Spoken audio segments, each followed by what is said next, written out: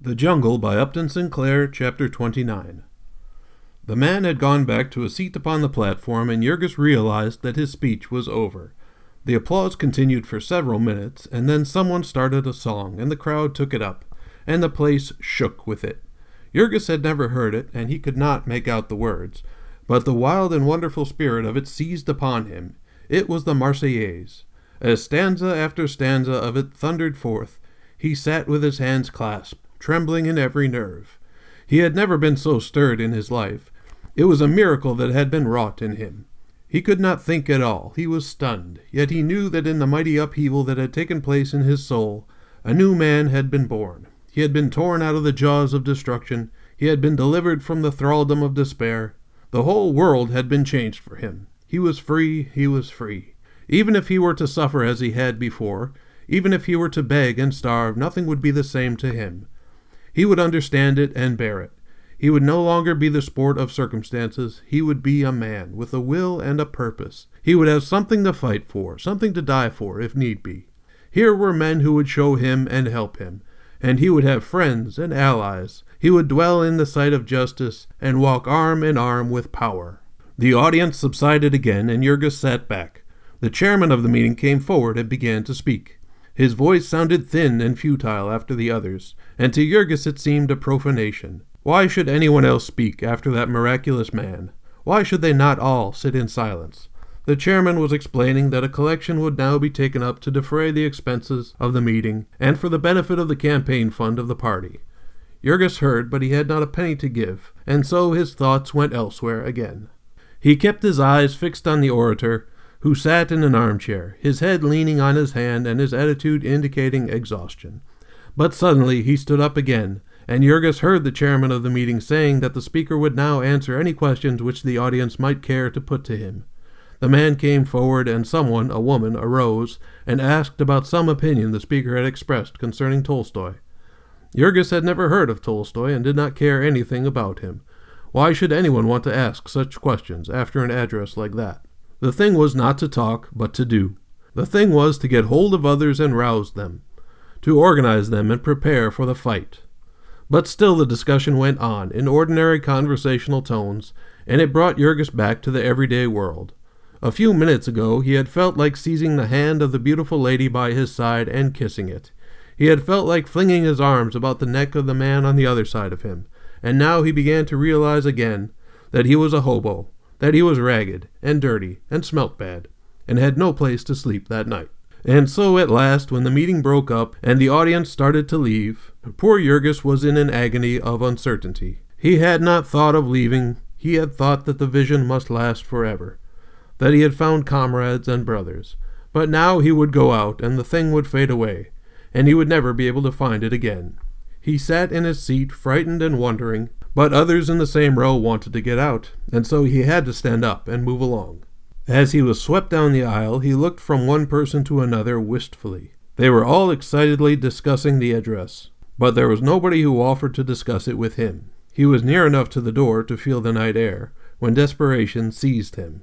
He knew nothing at all about that speech he had heard, not even the name of the orator.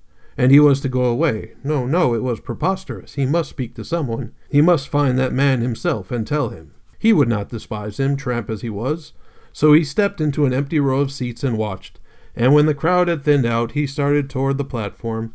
The speaker was gone, but there was a stage door that stood open, with people passing in and out, and no one on guard.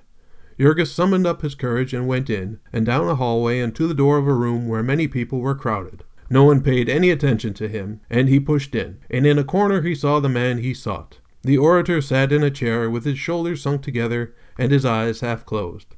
His face was ghastly pale, almost greenish in hue, and one arm lay limp at his side. A big man with spectacles on stood near him, and kept pushing back the crowd, saying, "Stand away a little, please. Can't you see the comrade is worn out?" So Jurgis stood watching while 5 or 10 minutes passed. Now and then the man would look up and address a word or two to those who were near him, and at last on one of these occasions his glance rested on Jurgis. There seemed to be a slight hint of inquiry about it, and a sudden impulse seized the other. He stepped forward. "I wanted to thank you, sir," he began in breathless haste. "I could not go away without telling you how glad I am I heard you. I didn't know anything about it all." The big man with the spectacles, who had moved away, came back at this moment. "The comrade is too tired to talk to anyone," he began, but the other held up his hand. "Wait," he said, "he has something to say to me." And then he looked into Jurgis's face. "You want to know more about socialism?" he asked. Jurgis started. I, he stammered, "Is it socialism? I didn't know." "I want to know about what you spoke of. I want to help. I have been through all that." "Where do you live?" asked the other. "I have no home," said Jurgis. "I am out of work." "You are a foreigner, are you not?" "Lithuanian, sir." The man thought for a moment and then turned to his friend. "Who is there, Walters?" he asked. "There is Ostrinsky, but he is a Pole." "Ostrinsky speaks Lithuanian," said the other. "All right, then. Would you mind seeing if he has gone yet?"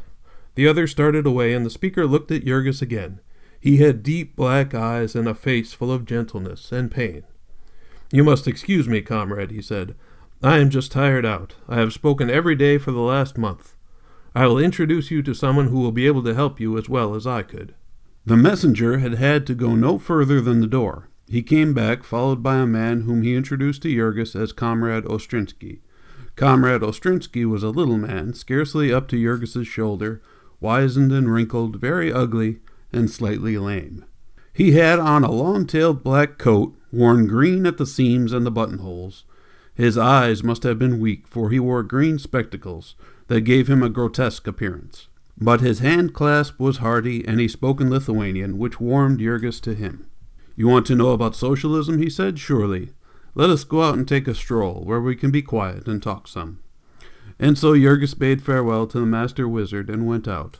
Ostrinsky asked where he lived, offering to walk in that direction, and so he had to explain once more that he was without a home. At the other's request he told his story, how he had come to America and what had happened to him in the stockyards, and how his family had been broken up and how he had become a wanderer. So much the little man heard, and then he pressed Jurgis's arm tightly. "You have been through the mill, comrade," he said. "We will make a fighter out of you." Then Ostrinsky in turn explained his circumstances. He would have asked Jurgis to his home, but he had only 2 rooms and had no bed to offer. He would have given up his own bed, but his wife was ill. Later on, when he understood that otherwise Jurgis would have to sleep in a hallway, he offered him his kitchen floor, a chance which the other was only too glad to accept. "Perhaps tomorrow we can do better," said Ostrinsky. "We try not to let a comrade starve." Ostrinsky's home was in the ghetto district, where he had 2 rooms in the basement of a tenement. There was a baby crying as they entered, and he closed the door leading into the bedroom. He had 3 young children, he explained, and a baby had just come. He drew up 2 chairs near the kitchen stove, adding that Jurgis must excuse the disorder of the place, since at such a time one's domestic arrangements were upset. Half of the kitchen was given up to a workbench, which was piled with clothing, and Ostrinsky explained that he was a pants finisher. He brought great bundles of clothing here to his home, where he and his wife worked on them. He made a living at it, but it was getting harder all the time because his eyes were failing. What would come when they gave out he could not tell. There had been no saving anything. A man could barely keep alive by 12 or 14 hours' work a day. The finishing of pants did not take much skill, and anybody could learn it, and so the pay was forever getting less. That was the competitive wage system, and if Jurgis wanted to understand what socialism was, it was there he had best begin. The workers were dependent upon a job to exist from day to day, and so they bid against each other, and no man could get more than the lowest man would consent to work for. And thus the mass of the people were always in a life-and-death struggle with poverty. That was competition, so far as it concerned the wage earner, the man who had only his labor to sell. To those on top, the exploiters, it appeared very differently, of course. There were few of them, and they could combine and dominate, and their power would be unbreakable. And so all over the world 2 classes were forming, with an unbridged chasm between them. The capitalist class, with its enormous fortunes, and the proletariat, bound into slavery by unseen chains. The latter were 1,000 to 1 in numbers, but they were ignorant and helpless, and they would remain at the mercy of their exploiters until they were organized, until they had become class-conscious. It was a slow and weary process, but it would go on. It was like the movement of a glacier. Once it was started, it could never be stopped. Every socialist did his share, and lived upon the vision of the good time coming, when the working class should go to the polls and seize the powers of government, and put an end to private property in the means of production. No matter how poor a man was, or how much he suffered, he could never be really unhappy while he knew of that future. Even if he did not live to see it himself, his children would, and to a socialist the victory of his class was his victory. Also, he had always the progress to encourage him. Here in Chicago, for instance, the movement was growing by leaps and bounds. Chicago was the industrial center of the country, and nowhere else were the unions so strong, but their organizations did the workers little good, for the employers were organized also, and so the strikes generally failed, and as fast as the unions were broken up, the men were coming over to the socialists. Ostrinsky explained the organization of the party, the machinery by which the proletariat was educating itself. There were locals in every big city and town, and they were being organized rapidly in the smaller places. A local had anywhere from 6 to 1,000 members, and there were 1,400 of them in all, with a total of about 25,000 members, who paid dues to support the organization. Local Cook County, as the city organization was called, had 80 branch locals, and it alone was spending several $1,000s in the campaign. It published a weekly in English and one each in Bohemian and German. Also, there was a monthly published in Chicago, and a cooperative publishing house that issued 1.5 million of socialist books and pamphlets every year. All this was the growth of the last few years. There had been almost nothing of it when Ostrinsky first came to Chicago. Ostrinsky was a Pole, about 50 years of age. He had lived in Silesia, a member of a despised and persecuted race, and had taken part in the proletarian movement in the early 70s, when Bismarck, having conquered France, had turned his policy of blood and iron upon the International. Ostrinsky himself had twice been in jail, but he had been young then and had not cared. He had had more of his share of the fight, though, for just when socialism had broken all its barriers and become the great political force of the empire, he had come to America and begun all over again. In America, everyone had laughed at the mere idea of socialism then.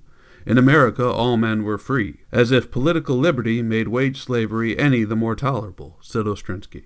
The little tailor sat tilted back in his stiff kitchen chair, with his feet stretched out upon the empty stove, and speaking in low whispers so as not to waken those in the next room. To Jurgis he seemed a scarcely less wonderful person than the speaker at the meeting. He was poor, the lowest of the low, hunger-driven and miserable, and yet how much he knew, how much he had dared and achieved. What a hero he had been! There were others like him too, thousands like him, and all of them workingmen. That all this wonderful machinery of progress had been created by his fellows, Jurgis could not believe it. It seemed too good to be true. That was always the way, said Ostrinsky. When a man was first converted to socialism, he was like a crazy person. He could not understand how others could fail to see it, and he expected to convert all the world the first week. After a while he would realize how hard a task it was, and then it would be fortunate that other new hands kept coming, to save him from settling down into a rut. Just now Jurgis would have plenty of chance to vent his excitement, for a presidential campaign was on, and everybody was talking politics. Ostrinsky would take him to the next meeting of the branch local and introduce him, and he might join the party. The dues were 5 cents a week, but anyone who could not afford this might be excused from paying. The Socialist Party was a really democratic political organization. It was controlled absolutely by its own membership and had no bosses. All of these things Ostrinsky explained, as also the principles of the party.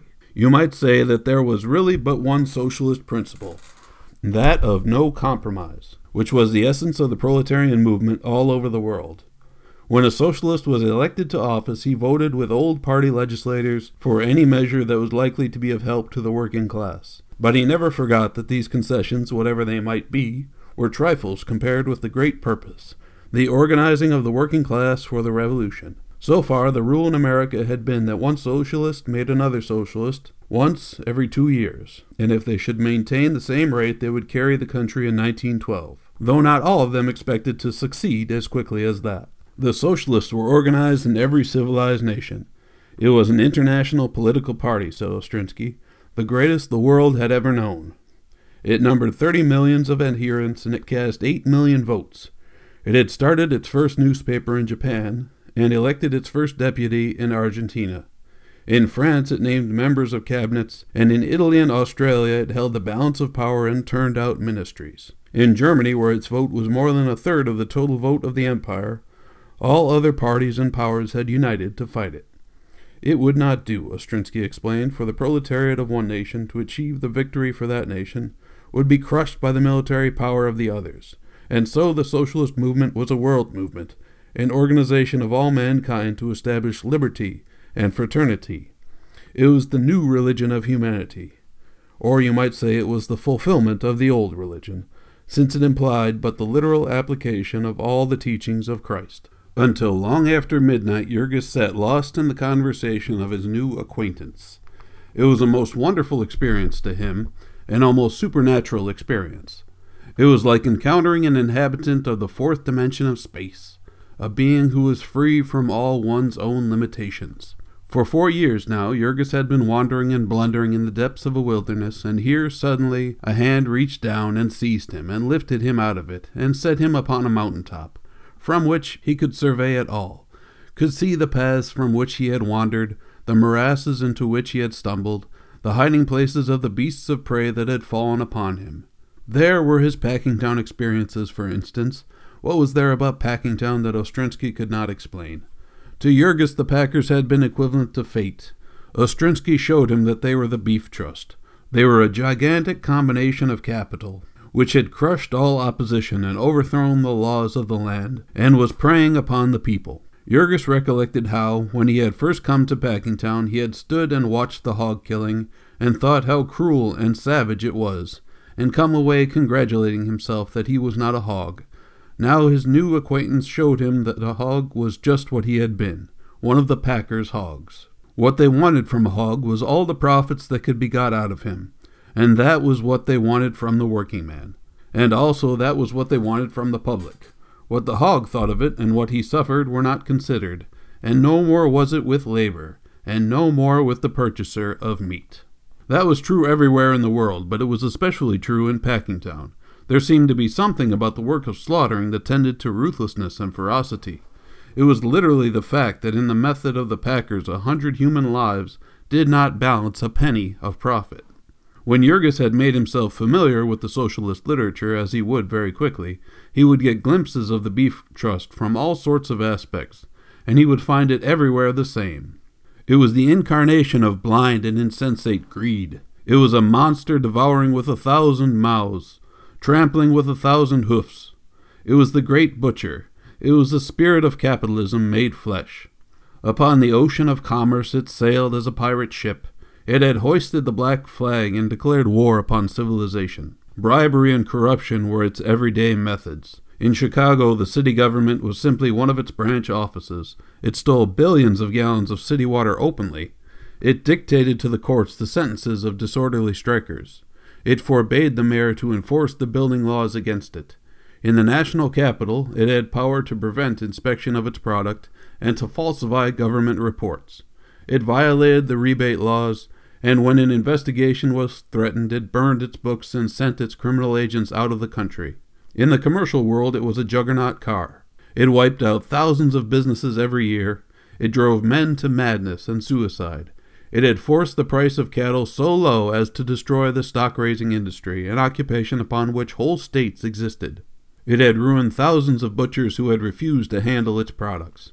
It divided the country into districts and fixed the price of meat in all of them. And it owned all the refrigerator cars and levied an enormous tribute upon all poultry and eggs and fruit and vegetables. With the millions of dollars a week that poured in upon it, it was reaching out for the control of other interests. Railroads and trolley lines, gas and electric light franchises. It already owned the leather and the grain businesses of the country. The people were tremendously stirred up over its encroachments, but nobody had any remedy to suggest. It was the task of socialists to teach and organize them, and prepare them for the time when they were to seize the huge machine called the Beef Trust, and use it to produce food for human beings, and not to heap up fortunes for a band of pirates. It was long after midnight when Jurgis lay down upon the floor of Ostrensky's kitchen, and yet it was an hour before he could get to sleep, for the glory of that joyful vision of the people of Packingtown marching in and taking possession of the Union stockyards.